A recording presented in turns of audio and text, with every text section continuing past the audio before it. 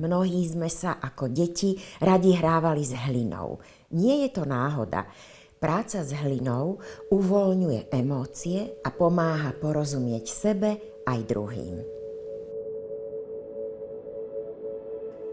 Janka, vy ste pôvodným povolaním veterinárka a v 50-ke ste sa rozhodli, že budete umelkyňa, malujete. No, to som sa ani nerozhodla, ale ja som sa jednoducho jedného dňa zobudila a začala som malovať. Pretože môj brat je vlastne výtvarník a ja som to asi kvôli tomu v sebe tak trošku zablokovala. A s veterinou som musela prestať kvôli alergii na mačky. To bol ďalší prirodzený vývoj. Väčšinou teda sa venujem malbe, ale veľmi rada pracujem aj s hlinou, pretože je to také 3D médium a hlinu aj často používam, keď robím s ľuďmi, pretože ona má naozaj také terapeutické účinky. Keď počasie dá, tak prvú časť meditácie robíme v jurte, pretože už samotná jurta je magický priestor a navodzuje tiež ten správny pocit uvoľnenia. Pracujeme skôr s tou podvedomou časťou mysle. Ľudia dostanú do ruky hrudu hliny a v pozadí hrá nejaká dobrá hudba, monotónna. S pár nádychmi a výdychmi sa uvoľnia. Samozrejme zavrú oči, lebo vlastne celá meditácia sa robí so zavretými očami. A potom začnú tú hlinu stískať, ako keby, a vnímať ten dotyk ako predĺženú časť svojho tela. Čo sa deje v hlave? No v hlave im dávam inštrukcie, aby pozorovali svoje myšlienky, ale nepriputávali sa na nich, to takzvané nerozvetvovali ich. Proste myšlienka príde, áno, je to myšlienka, myšlienka odíde. A proste, aby boli v roli pozorovateľa, ktorý nesúdi. A medzi tým vlastne robia teda s tou hlinou a snažia sa vnímať vlastne, čo to ten dotyk je. Pretože my ako kultúra sme od dotyku dosť odpojení.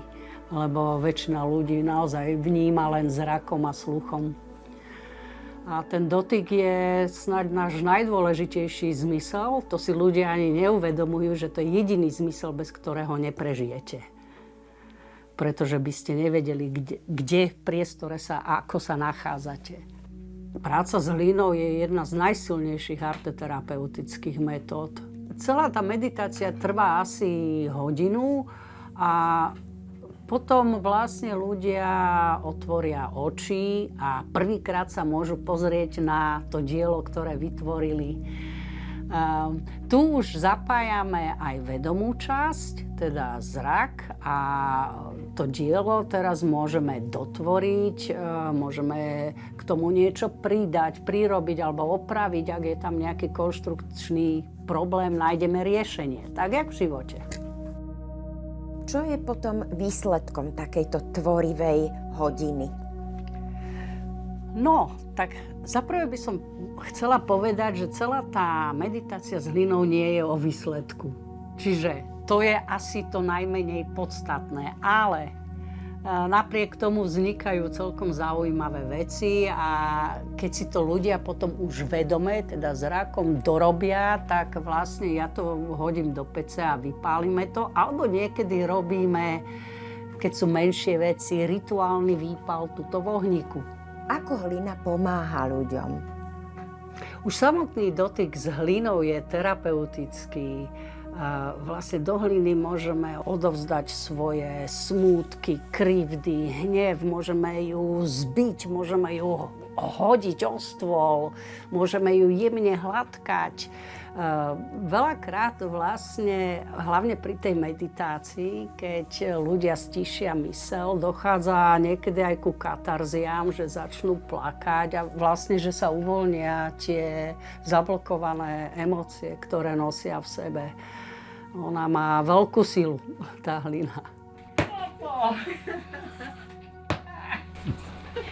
V dnešnom svete stále žijeme buď v budúcnosti, alebo v minulosti. Budúcnosť je ilúzia a minulosť už bola. Na tom nič nezmeníme. Jediné, čo môžeme zmeniť, je tu a teraz. A ľudia sú není zvyknutí žiť tu a teraz. A práve toto je ten proces, ktorému vlastne tá hlina... Ľudia sa ľahšie dostanú do toho stavu, lebo nemôžete človeku povedať buď tu a teraz. To nepomáha.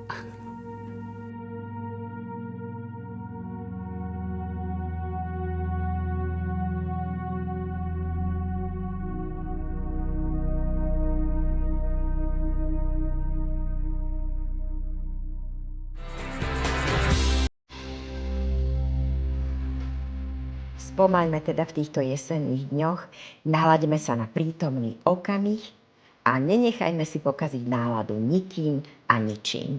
Dovidenia.